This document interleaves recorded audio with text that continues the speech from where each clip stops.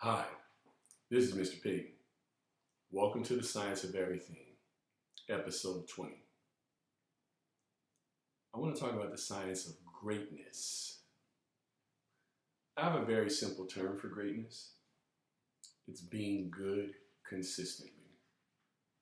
It may not seem so spectacular, but just think about it. If you're good on Monday, not okay, good. You had a good day on Monday, and a good Tuesday. And you look up Wednesday, Thursday was good, and Friday was good. I'm going to say that was a great week. And the reason why I say that is because when there's no drop off in your performance, to me, that's greatness. Now, for some people, greatness is one independent act. And I wouldn't disagree with that. I just would say, so that was a great act or a great situation. I don't know if that makes that person particularly great. So I've always strived to be good consistently. I feel like the exceptional moments or the unforgettable moments will take care of themselves. You can't go out to try to go be like great, I guess. Now, I say that as someone who participates in a job that doesn't require those kinds of things. Now, if I was a performer maybe, or in sports or in music, then maybe I would see that differently. But even then, I would still think if you always give a really, really good performance, then at some point you'll be great. Or if you always have good sales in your albums or whatever, I think that would make you great. But that's how I look at it. What I want to spend the majority of this episode doing is just sharing with you some of the people that I feel are great. So it's not really a list of the greatest ever. It's more of great people who have caught my attention, impacted me, or just impressed me, for whatever reasons. So there's a couple of fields of endeavor I want to look at. I'm going to start with something that's very near and dear to my heart, which is basketball. When I think of the greatest players, it's people who just were consistent. They took care of business. And when those great moments came, they answered the bell. And so this list is not in any order, but the first person that comes to mind for me is Magic Johnson, because the fact that he made so many other people better and just focused on team was a big deal to me. He happened to play on the team of Kareem Abdul-Jabbar, who was also on my list. I was a huge fan of the way Larry Bird could shoot. I didn't like the Celtics though because I was on the West Coast and I was a Laker fan. But Larry Bird was just a flat out baller. Mr. Bill Russell, who we recently lost, greatness. 11 championships, nothing else to say. And no matter how polarizing he is, LeBron James, I gotta give him his due. To me, the most complete basketball player I've ever seen. He can do a little bit of everything. Don't know if he's the greatest shooter, the greatest ball handler, or whatever, but he is really, really good at a whole lot of things. And for that, he is definitely on my list. And to finish my list off, Michael Jordan. Nothing else to say about that. I want to go to football. I'm a huge fan of football. It's a team sport. I played it for a little while when I was younger, a little bit in high school.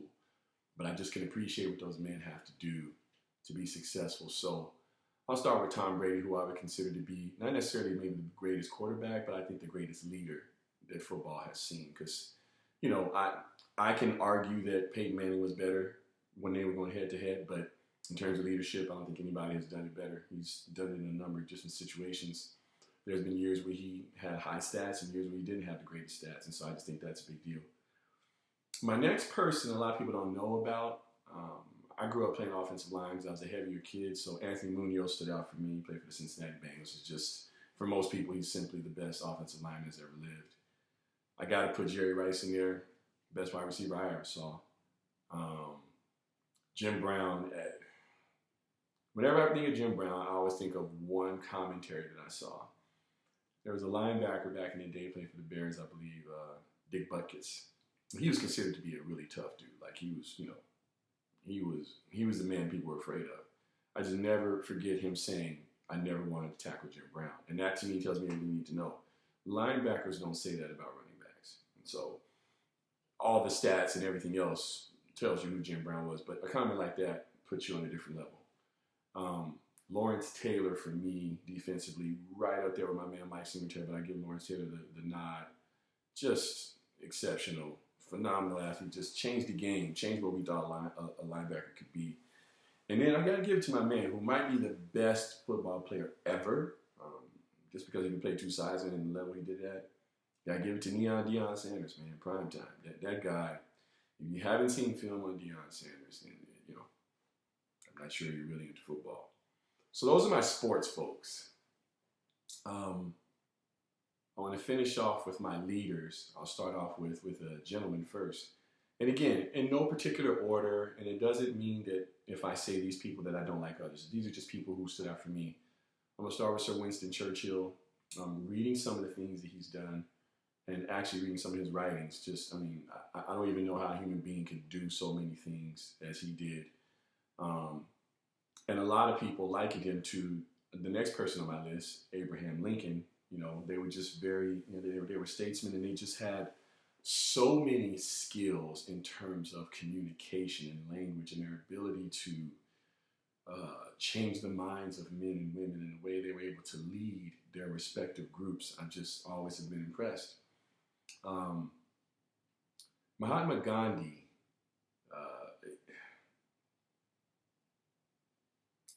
because I'm a competitive person, because I'm an intense person, I marvel at people like a Gandhi or anyone who has that, as we say, that Zen-like calm. I aspire to be more calm each and every day. I aspire to be more even-keeled. I'm not always successful, but I aspire to that. So whenever I raise my voice or find myself being irritated by something, I'm reminded of people like Mahatma Gandhi, who was able to move gigantic groups of people and get things done through peace. Extremely impressive to me. Henry Ford, from a business perspective, and just his foresight to talk to the right people, regardless of their background. And, it's a car. Good gracious, where is our society without cars? And so I'm sure there are other people in the business industry and other people in the car industry that I could probably look at, but Henry Ford just stands out for me. And then finally, for me, as one person said, possibly the greatest American who ever lived, Dr. Martin Luther King. Nothing else need to be said.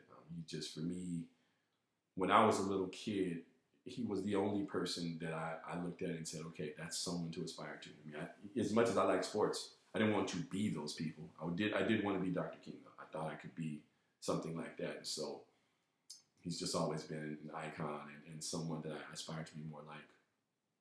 I want to finish this list off with the ladies who have just impacted the world. And again, this is not an exhaustive list, but it's just some people who have stood out for me.